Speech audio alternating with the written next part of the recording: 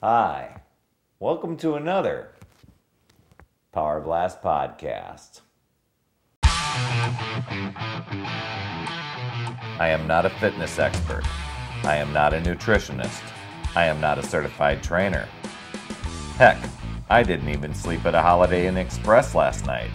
But I am an independent team Beachbody coach, and I've successfully completed P90X and P90X Plus several times, and I want to talk about it.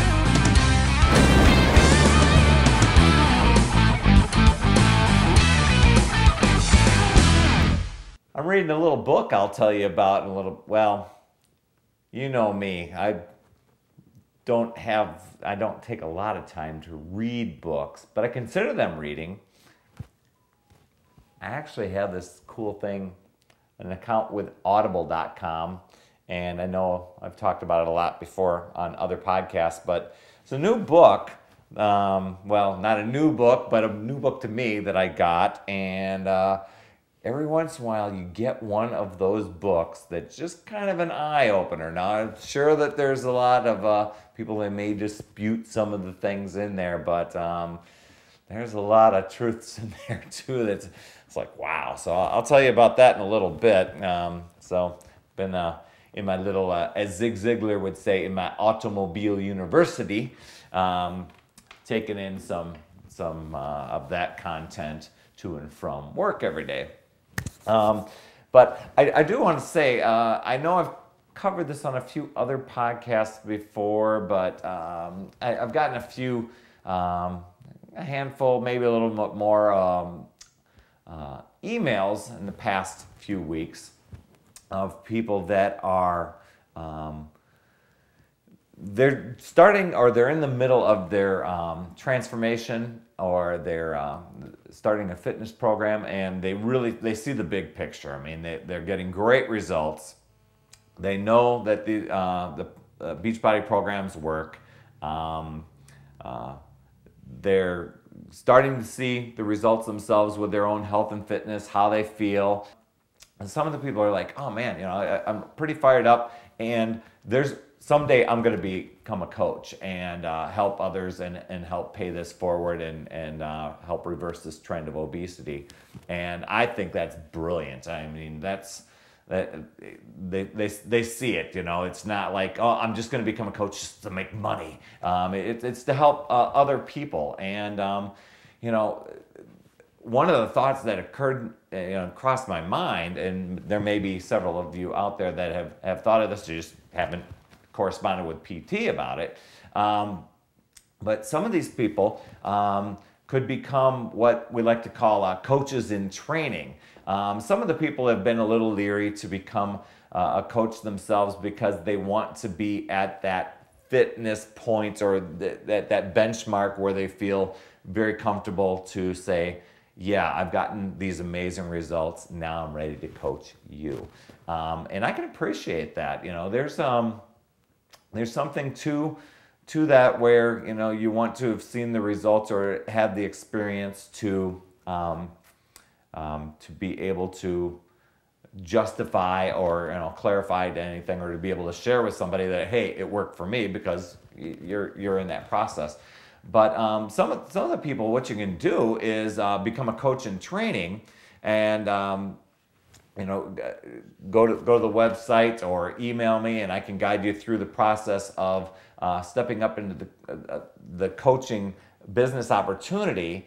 And what you can do over the next few months while you're getting in shape, one of the big bonuses is you get 25% discount. So if you're doing the month-to-month thing on Shakeology Home Direct anyway, that is a big savings, and already it way pays for the minimal coaching fees, which is $14.95 a month.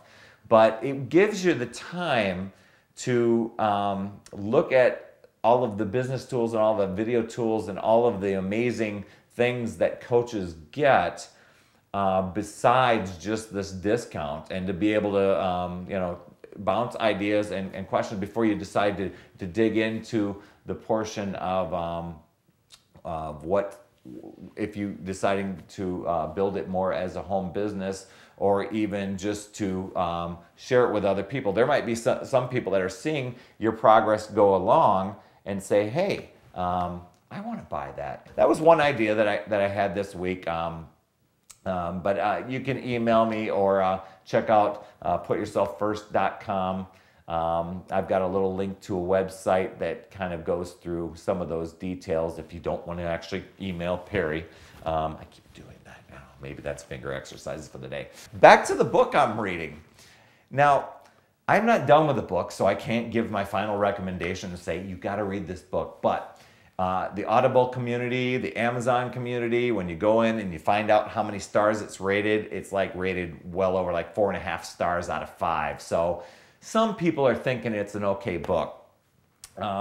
This one, I'm going to bring out some words here because I do want to read it correctly. It's called The Omnivores Dilemma, A Natural History of 4 Meals. Now, to me, it just didn't seem like a title that just grabbed me. But when a friend of mine turned me on to it and said, oh, you got to check this out, I went into my wish list, popped it in there, and it's been sitting there collecting dust on the wish list for a long time.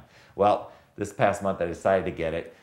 I just recently had a quick drive down, a drive down to St. Louis, about a 5-hour drive there and back, and listened to this book, and it was quite an eye-opener. Nonfiction, written in 2006, and the author is kind of exploring the question of what should we have for dinner, and he follows 4 different meal paths, so to speak, derived through the food production system. And I'm sure some of you have read Fast Food Nation, so that's the one that kind of stuck in my mind where, so it's kind of like that. But, he kind of examines like ethical and political views and the ecological factors that's all entwined in like the industrial food processing, organic, local, and personal. And so he kind of, he's going through these different chains. Now, right now I'm in the middle of the industrial one. And it's pretty eye-opening listening on it. I'm not going to give it away. You can go and check out the description for yourself. But the industrial one kind of goes through the food production system where most of America's meals have been derived, and largely based on corn. And it was an eye-opener for me. I mean, I know we have major corn production, but I didn't realize how corn is infused to everything, and the role that petroleum plays and transportation. I'm thinking, how is this guy going to even create a book that lasts as long as it does? But it's well written, and the narrator reads it very well as well. Then they follow kind of an organic chapter, or the organic farming, and then a local. Where it's an ecological rotation farm. And then he does a personal path, which I'm looking forward to, where he goes and hunts his own food and forages for wild mushrooms, etc. So while I'm only a fraction of the way into the book, I'm finding it pretty compelling. Can't wait to get to the other ones, but not only compelling, but eye-opening as well. So while I was reading this, I'm going, oh, this will be an idea for a podcast. Maybe I'll wait a few weeks until I'm done. I couldn't wait. Had to tell you now. So anyway, maybe we can get a book talk going. A little book chat, book club. I don't know. A lot of people do. And this would be one that I could see it could be heavily discussed. I've already seen a few discussion threads out on the web about it. So anyway, Omnivores Dilemma. I think it's pretty decent, and one of those food for thought, or food for something anyway. Anyway, that's all PT has for this week. Remember, it's never too late. We'll see you next week.